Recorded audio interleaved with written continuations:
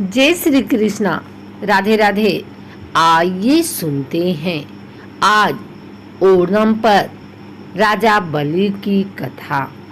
पुरा काल में बलि नाम से एक महापराक्रमी राजा थे। उनका जन्म असुर वंश में हुआ था और ये असुरों के ही राजा थे तथा वे बड़े न्यायनिष्ठ और दानी थे। ये महाराज प्रहलाद के पौत्र और विरोचन के पुत्र थे।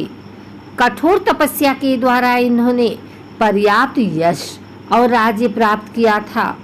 उनके राज्य में सभी प्रजाजन सुखी और संतुष्ट थे। किसी को किसी बात का कष्ट नहीं था। उन दिनों सुशासन करना तो राजा का कर्तव्य था ही, परंतु इसके अतिरिक्त राजा का कुछ और भी कर्तव्य समझा जाता था और वह था राज्य विस्तार की आकांक्षा रखना। राज कर्तव्य का यह भी एक प्रधान अंग माना जाता था। कम से कम असुरों में यह अवश्य ही प्रचलित थी। अपने अपार धन और जन बल से राजा बलि ने एक एक कर मर्त्य लोक के सब राज्यों पर अपना आधिपत्य विस्तार कर लिया था। 24 घंटों में कभी सूर्यास्त नहीं होता था, ऐसा विस्तृत इनका राज्य था।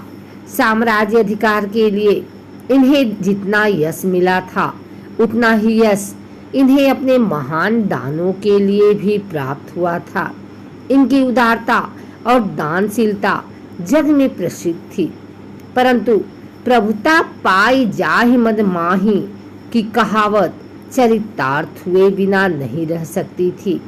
अपने असीम साम्राज्य और विशाल दानों के लिए इनके मन में मद एवं अहंकार ने भी घर बना लिया। मंत्रियों और सभासदों के परामर्श ने उस अहंकार रूपी अग्नि में घी प्रदान करने का काम किया। अंत में इनकी स्वर्ग राज्य को भी हड़पने का सपना देखने लगे। वह समय भी आया। बलि ने अपने पशु बल या राजसी बल से, सात्विक बल से संपन्न देवभूमि स्वर्ग को अपने अधीन कर लिया। अब तो बलि त्रिभुवन विजयी बन चुके थे। इधर उनके मन का अहंकार भी चरम मात्रा में पहुंचने लगा। उन्होंने अहंकारी स्वयं इस बात का नहीं समझता, अथवा यूं कहूं कि उसमें इस बात के समझने की योग्यता ही नहीं रहती। संसार का इतिहास इस बात का प्रमाण है कि राजा या राज शक्ति के अहंकार ने बड़े से बड़े सम्राट को भी नीचा देखने के लिए बाध्य कर दिया। महाराज बलि त्रिभुवन विजयी बनकर गर्व से चूर हो रहे थे। उधर देवगण दैत्य शासनाधीन रहना नहीं चाहते थे। उनमें प्रबल असंतोष बढ़ रहा था।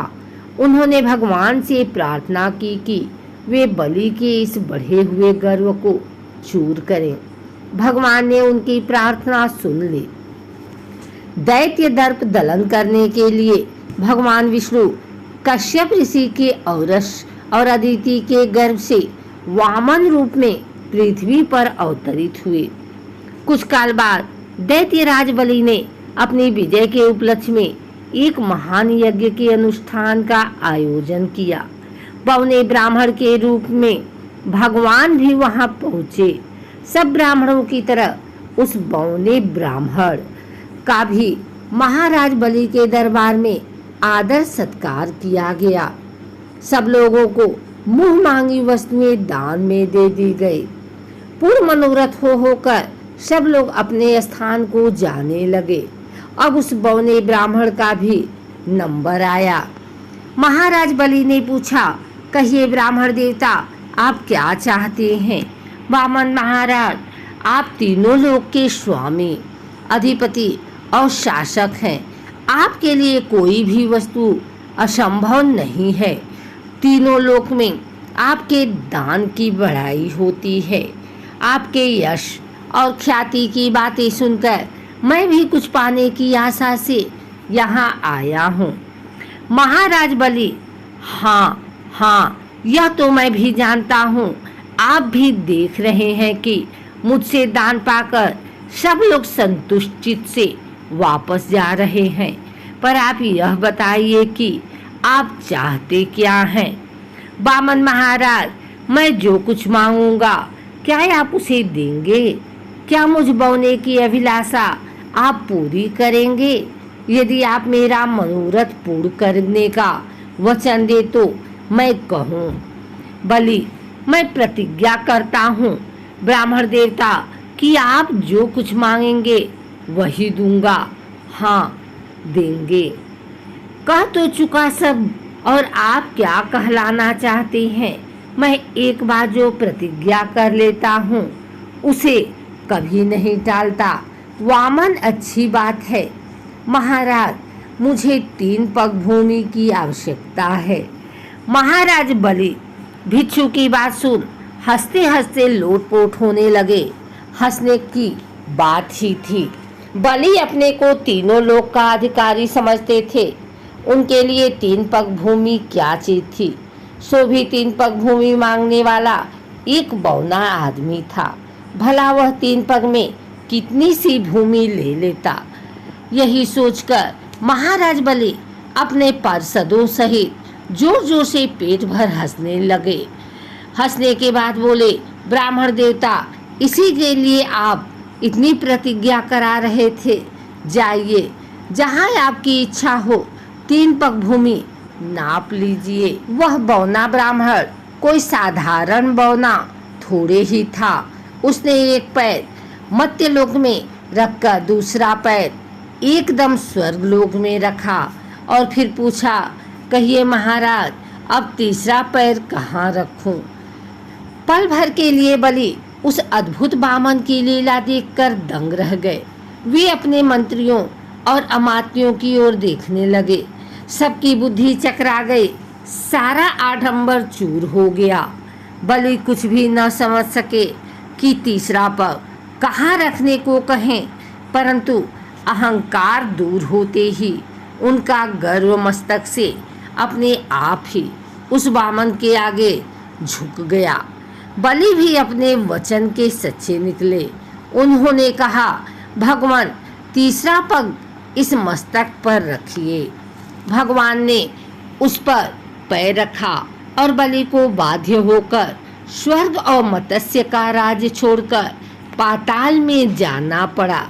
वहाँ भी भगवान ने उसे बंदी बना रखा, पर कुछ काल बाद देवर्षि नारद के परामर्श से सब उसने भगवान की आराधना की। तब उन्होंने उसे सपरिवार पाताल लोक में वास करने की आजादी दे दी।